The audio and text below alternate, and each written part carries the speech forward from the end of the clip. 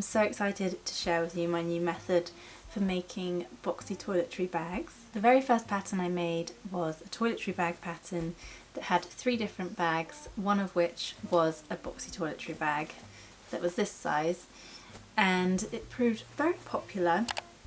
And ever since then I've been thinking, right, okay, I need to make another pattern with just the boxy and some different sizes, and I found a much better method of making them where the lining is all stitched inside out in a weird magical way and you don't have to cover any seams with bias tape. So in the new pattern you have 3 different sizes. You have a small, medium and large. They all have pockets inside them this time. As you can see, you've got pockets on both sides of the inside. And then if you want to easily see what's in your makeup bag, for example, you can sort of flip the top over like this and you can easily see what's in your bag and what's in the little pockets. It's a perfect makeup bag and toiletry bag. I'm excited about the big size because when I go away I like to combine my makeup and my toiletries in the same bag. So I might, for example, put my makeup in the little baby one and then pop that in there, and then put my brush roll in as well with my makeup brushes and fill the rest up with my toiletries.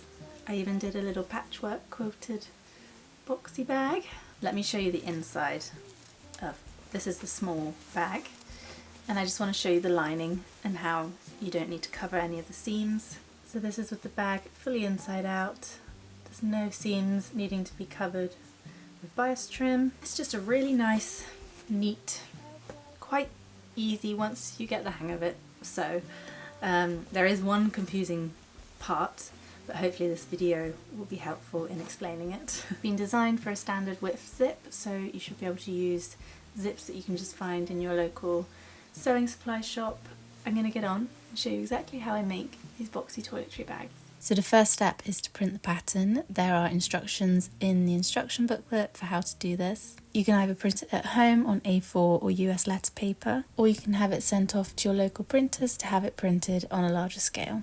Just make sure whichever one you're doing, you're printing it at 100% scale. If you are printing on A4 or US letter paper, you'll have to trim down some of the edges so that you can match up the registration marks. I use a glue stick to stick the pages together first, and then I go in and add some clear parcel tape just to hold all the pages together.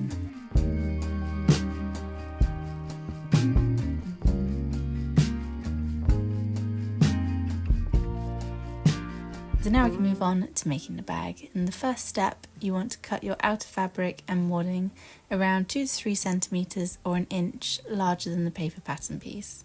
That's the main body pattern piece for either small, medium or large. I use a fusible wadding, which is really helpful because you don't really have to pin it before you stitch on top of it. I've cut the fabric larger than the paper pattern piece because when you quilt in the next step, it shrinks the fabric a little bit, so we don't want the pattern to shrink and then the zip to not fit.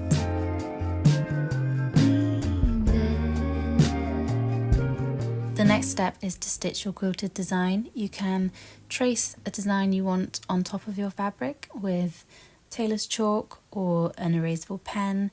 I use a pencil just to create my starting line, and then my sewing machine, I have an attachment for the foot where I can use the last stitch line as a guide. The design I've stitched for this one is just parallel lines 2 centimeters away from each other. This part is personal preference, so just use whichever stitch design you prefer.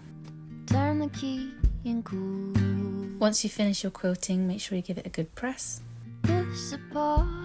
And then we can take it back over to the table and place our paper pattern piece back on top. Because I've used straight stitch lines, I wanted to make sure that they were sitting really straight on my pattern, so I just folded it in half and then I could line up the top of the stitch line and the bottom of the stitch line. Pin the pattern piece back on top, cut around it, and we will have our 2 quilted pieces ready to go. When you put your paper pattern piece back on top, make sure you take note of where it says top of bag at the top, in case your fabric has a specific pattern orientation.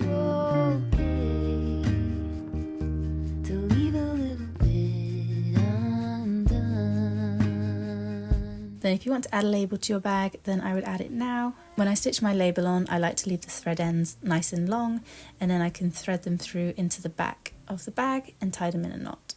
I find this is quite good at preventing the label from falling off, because sometimes backstitching just doesn't cut it. Then you can go and cut out your remaining pattern pieces in your outer and lining fabrics. Spreadsheet and now we can move on to constructing the pockets. So take one pocket and fold the top over towards the wrong side of the fabric by 1 centimetre and press that flat. Then we're going to fold it over by another 1 centimetre and give it another press.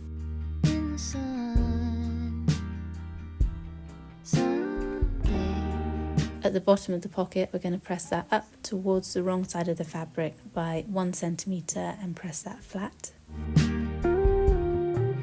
Then take that over to your sewing machine and we're going to stitch along the folded top edge. And now we can add the pockets to the lining pieces. So make sure you take note of the top of the bag.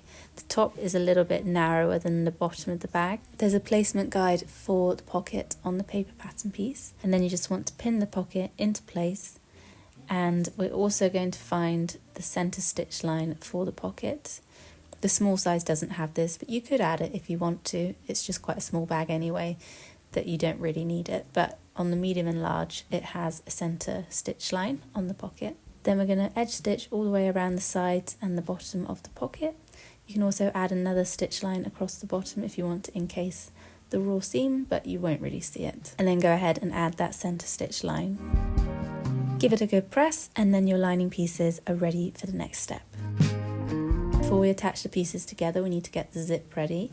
So to do that, you want to find your zip end cover, and we're going to place the zip inside the zip cover. So the good sides of the zip cover are facing each other, and we're going to pin it on the end and stitch as close as you can to the end of that zip.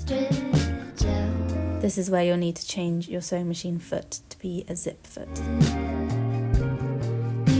So just stitch across the zip end cover as close as you can to that last zip tooth, and then we're going to take it over to the iron and give it a little press to hold it away from the zip.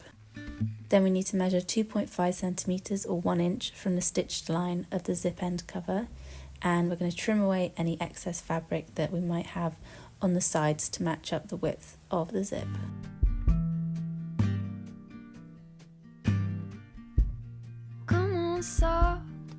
Now the zip is ready, we can place it good sides facing the good side of the quilted section, and we're going to line up that zip end cover in the top right corner. Then find your lining piece, make sure you've got the top of the bag at the top of the bag, and just place that good sides facing, and again pin all the way along the top, sandwiching that zip in between the lining and the outer. Someday. Taking it over to the sewing machine, we're just going to stitch that on with a 0.5 centimeter seam allowance. Once you reach the zip pull, you'll have to put the needle down into the fabric, lift up your foot, open up the zip, and then carry on to the end. Once you've stitched one side of the zip on, we can then go and add the other side of the bag. So just place the top of the bag from that next quilted section on top of the zip, good sides facing, and then we can also add the other lining piece with good sides facing on top of the other end of the zip. Pin that into place and then stitch along there with a 0.5 centimeter seam allowance. Set aside every empty spreadsheet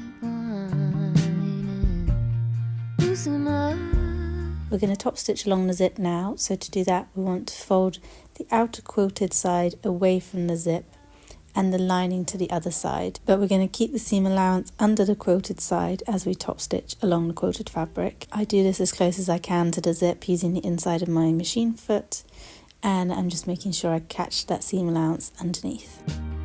I will see the whole deal through today. I've got better things. Once you finish your top stitching, you can press the outer and lining both away from the zip. To leave a little bit undone. Be the cat in the sun. Now we need to create the zip tabs that are going to go either end of the zip. To do this, we start by folding the wrong sides together lengthways and pressing a centre crease. Then unfold it and then fold the long edges in to meet that centre crease. Once they've both been folded into the middle, you can fold them on top of each other and give a final press. Then take it over to your sewing machine, edge stitch along the open side and finish with a press. We're going to measure and cut two lengths of 7.5 centimetres or 3 inches from that zip tab we just made. And we're going to fold both of those in half and place them at either end of the zip. I like to use clip pins to hold them into place, and then I just stitch them down with a 0.5 centimetre seam allowance just to hold them into place.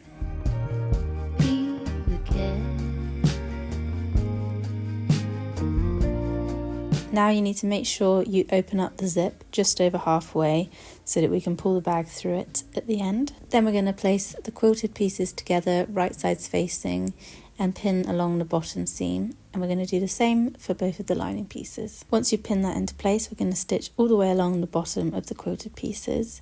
And then when we're stitching along the bottom of the lining, we need to leave a gap of around 12 centimetres or 5 inches in the centre of the seam. And this is what we're going to be using to pull the bag through later.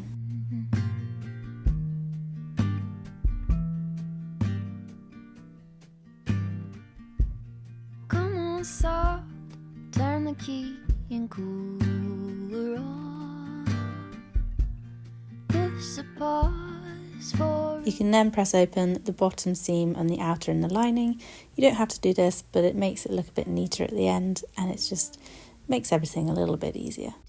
Now we've reached the tricky steps, so we're going to open up the lining and the outer so that it's sitting in half. So that bottom seam we just created, that's now going to sit in the middle. So we're just flattening the lining and the outer, and they're going to sit on top of each other. So those centre bottom seams should be meeting up with the centre of the zip. We're going to pin those sides together and just stitch with our usual 1 centimetre seam allowance.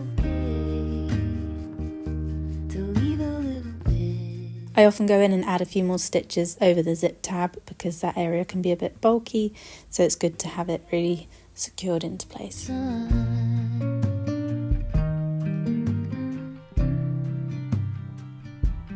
The bag should be looking like this, and now we're going to find one of the open corners from the quilted pieces, and we're going to open those corners out. So that right angle there, that's going to be pulled out and it's going to sit flat. So that seam we just created is now going to sit in the middle of this next seam. It can be a lot easier if you pin as you go, holding the seam into place. Down, settle back and mess around. Be the cat in the sun. Someday I will see the whole. Then you want to find the same corner but in your lining piece. You're going to open that out and you're going to manipulate it to be sitting on top of that seam, on top of the quilted section.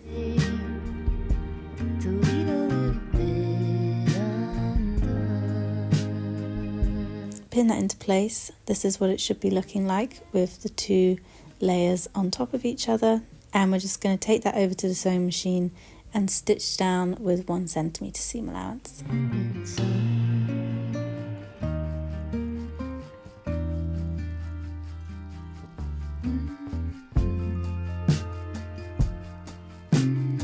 That's one box corner done, and now you need to find your other 3 corners and do exactly the same to them. This is a very fiddly step, so just take your time, rewatch these little bits of how I'm constructing it, and hopefully it will click. And you just want to repeat that until you've done that to all 4 corners.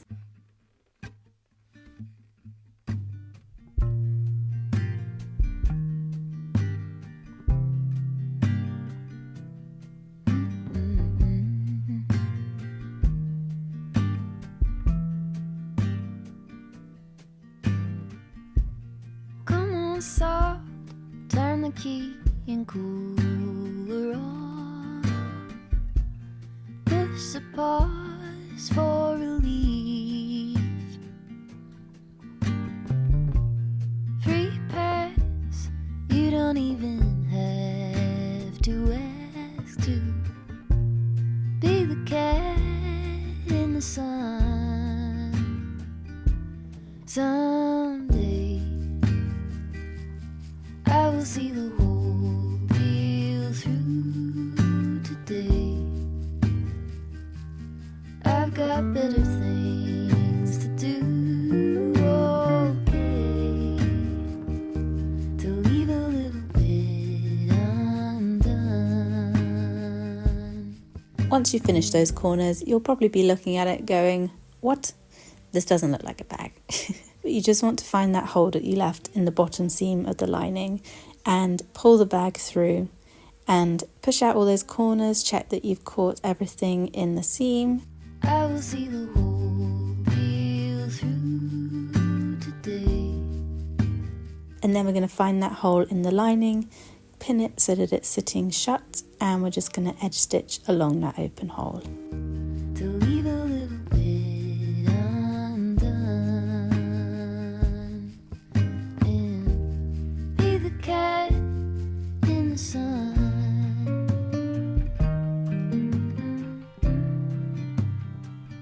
Be the cat in That's the main body of the bag done, and then I go and add a zip pull. So to do that, I just iron it in half, open it up and fold those long edges in to meet the centre. every empty spreadsheet line. Loosen up. I then fold both of the long edges on top of each other and edge stitch down the open fold. Simmer down. Give it a good press, and then we can tie it through the end of the zip pull. Some zips don't have room to fit the pull through the end of the zip, so you could use something else, just a pre-made trim or a little bit of, I don't know, twine maybe, or you can leave it without a zip pull. But it does add a nice little touch, so I tie mine in a knot around the end, chop off the ends and seal them with some fray stop, or here I'm just using clear nail varnish. To leave a little. And now we have a finished boxy toiletry bag. I'd love to know what you guys think of this construction method. I love how neat and simple it is once you get the hang of it. And the pockets are super handy inside the bag. The pattern is linked down below in the description. You can check out my design Instagram if you want to see some more images of the bags made up. I really hope you guys are having a great day, and I will see you in my next video.